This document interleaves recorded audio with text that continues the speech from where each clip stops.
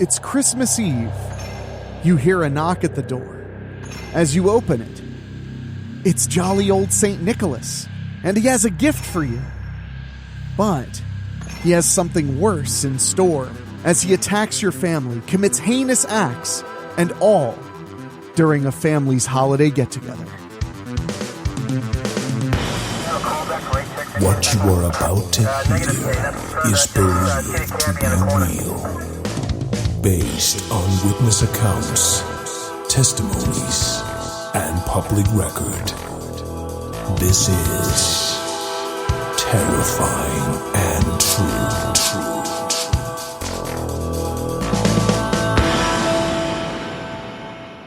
The killer Santa Claus has become a trope in many ways. Silent Night, Deadly Night was one of the first mainstream movies to showcase a killer Santa and was met with major backlash by parents groups and the like. If you go even further back, the story And All Through the House was an EC Comics story all about a killer Santa Claus, which was adapted into a feature film in the 1970s, and of course, an episode of Tales from the Crypt on HBO in the late 80s. Since then, the concept of the killer Santa keeps going and going. However, tonight's story is about a true killer Santa Claus, and the film Silent Night was loosely based on his heinous crimes. We learn about those right now, tonight, after these quick words from our sponsors.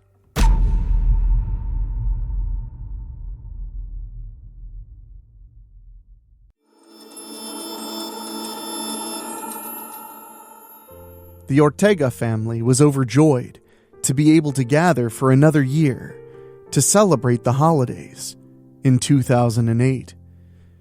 But it quickly turned into something far more sinister when 9 family members were murdered on Christmas Eve.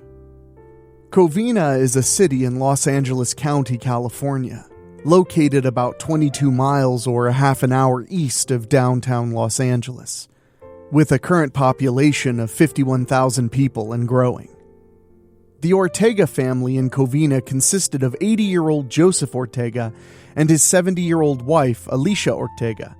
They had been married for 53 years.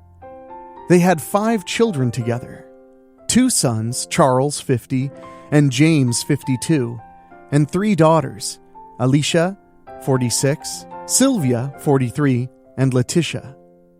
They invited their children and families over for the holidays to simply congregate and have a merry time. After dinner, the Ortega family played Texas Hold'em in the dining room, while some of the grandkids were doing their own thing, such as hanging out by the pool or playing video games. And 17-year-old Michael Ortiz, one of the grandchildren, was upstairs by himself on the computer. The festive night was drawing to a close around 11:30 p.m. as it was becoming late when there was a knock at the door. Katrina Yusufpolsky, Letitia's 8-year-old daughter, went to answer the door and was welcomed by a man dressed as Santa Claus, holding a wrapped present in one hand. Katrina was overjoyed because Santa Claus himself had arrived at the house, and with a gift. But that all changed soon when Katrina was shot in the face and survived after being wounded in the jaw. A flamethrower was in the wrapped gift, and a semi-automatic rifle was in his other hand.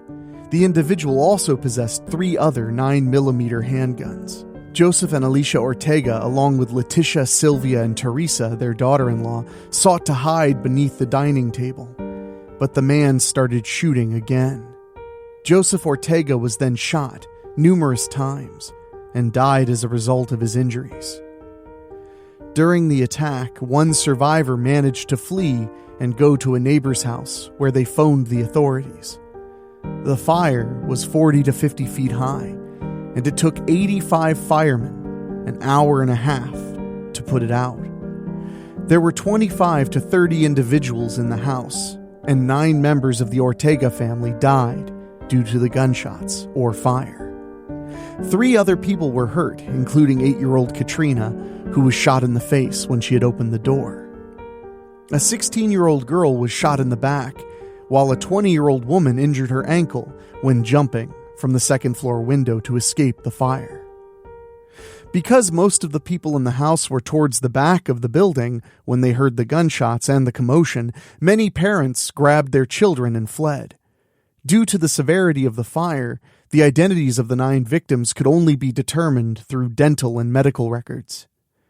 The 9 victims were Joseph Ortega, 80, his wife Alicia Ortega, 70, who died from a gunshot wound to the abdomen, and 4 of their 5 children, Charles, James, Alicia, and Sylvia, who died from both gunshot wounds and the fire.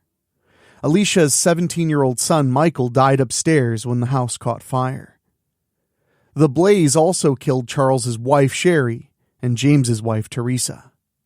When police arrived at the residence to investigate what had occurred and who was responsible, many individuals, including Leticia Ortega, were certain that the gunman was her sister Sylvia's ex-husband, Bruce Pardo.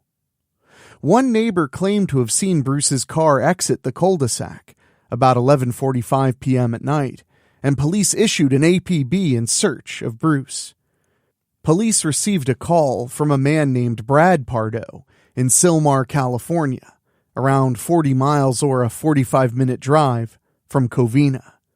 He stated that he had just returned home from a Christmas party when he discovered his brother Bruce Pardo dead in a pool of his own blood. A gunshot hole was discovered in the ceiling, and Los Angeles County Coroner Fred Corral stated that there was an exit wound at the top of Bruce's skull, indicating that he had put the gun in his mouth before pressing the trigger and ending his life. They discovered the 9mm handgun that Bruce had used on himself on his person. The other 2 were discovered on his lap, and the third on the floor next to him. Police discovered 4 13-round magazines for a handgun and 200 rounds of ammunition at Bruce's home. They also discovered 5 boxes of semi-automatic handgun ammunition, 2 shotguns, and a container of high-octane gas. Investigators concluded that Bruce's suicide was not part of the plan because he had purchased a plane ticket with Air Canada, and police assumed that he had intended to run away to the Great White North. After further investigation, they discovered that the flight was from Los Angeles to Moline, Illinois. Bruce had a friend from high school in Illinois whom he visited in October of 2008, and before the massacre, he contacted him to inform him that he would be coming to visit. Police felt he did this to divert attention away from the investigation.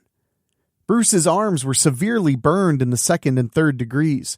The burns were so severe that some of his Santa costume had melted into his skin.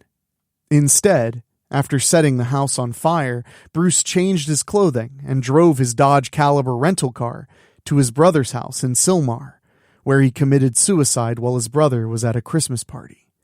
Police discovered $17,000 in cash tightly wrapped around his leg inside of a girdle. His blood and urine showed positive for cocaine in his toxicology results. His rented car was packed 1 block away from his brother's house, and inside was his Santa costume, which was covered in gunpowder. This raised a serious potential that if anyone tried to move anything, the car could have exploded. The bomb squad was called in, and there were conflicting reports of what happened when they arrived. According to some reports, the bomb squad threw in an incendiary device to blow up the vehicle and eliminate the threat. According to other sources, when they attempted to defuse the situation, the car caught on fire. So that raises a question. Who is Bruce Pardo? Bruce Pardo was born in Los Angeles, California on March 23, 1963. He attended John H. Francis Polytechnic High School in Sun Valley, Los Angeles, and then California State University, Northridge.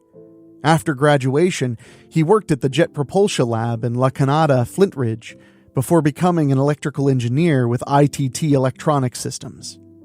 Bruce met Sylvia Ortega in 2004, and they married in January of 2006. The couple was living extremely comfortably in a $500,000 property. Sylvia earned $31,000 per year working at a flower breeding company. Sylvia had 3 children from a previous marriage. Bruce was earning roughly $122,000 per year, and the pair was saving money jointly. By December of 2007, their marriage was in disarray. Sylvia was sleeping in a separate room, and she had filed for divorce. One of the reasons was that Bruce refused to open a joint account with Sylvia, and he refused to care for the 3 children and did not want any of his money spent on them. Sylvia eventually discovered that Bruce had a child named Matthew from a prior marriage that he had never told her about. Bruce and his ex-wife Elena were married, and in 2001 their son Matthew was 13 months old. She left them at home while she ran some errands. Matthew ended up in the pool, face down and unconscious.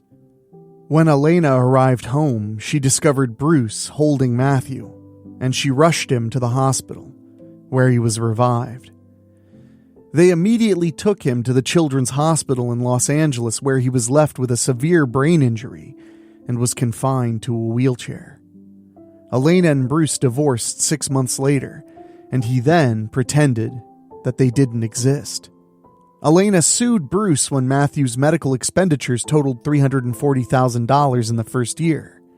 Bruce's $100,000 house insurance and a trust fund were distributed to her for $240 a month for the rest of Matthew's life. Bruce's mother kept in touch with Elena and her grandson, and she was the one who told Sylvia about Matthew. When Sylvia filed for divorce, she requested $3,166 in spousal support and alleged that Bruce reduced their savings from $88,000 to $17,000 in 2 months, with the remainder going into a private account.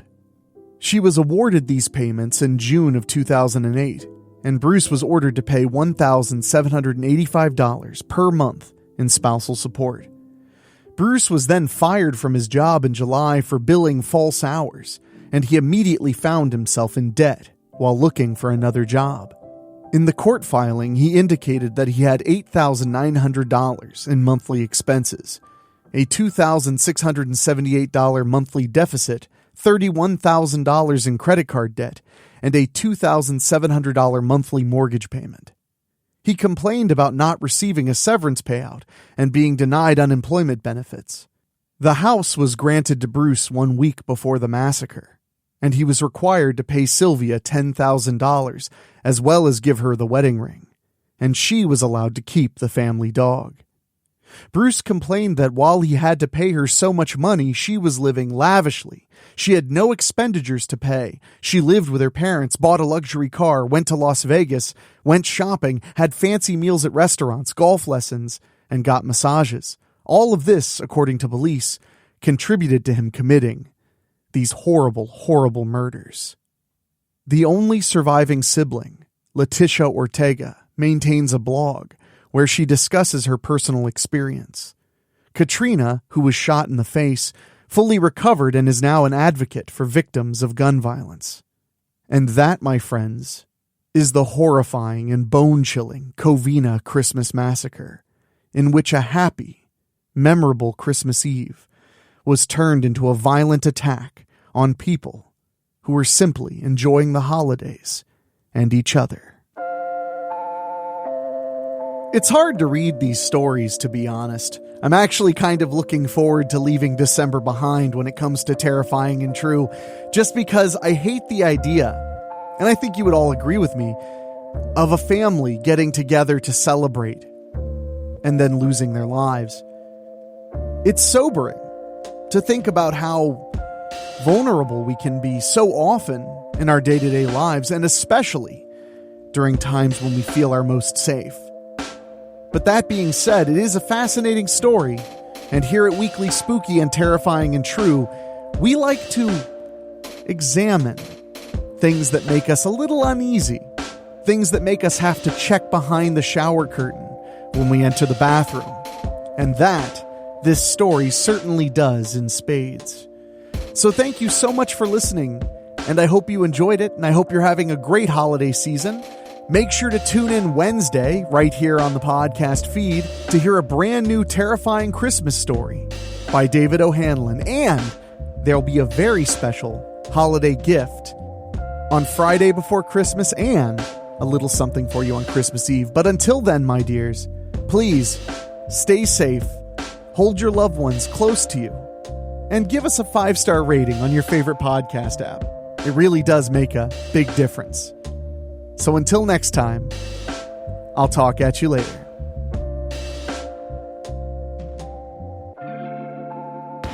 Terrifying and True is narrated by Henrik Kuto, executive produced by Rob Fields, and produced by Dan Wilder. The original theme song is composed and performed by Ray Mattis. All other music is from Audio Blocks.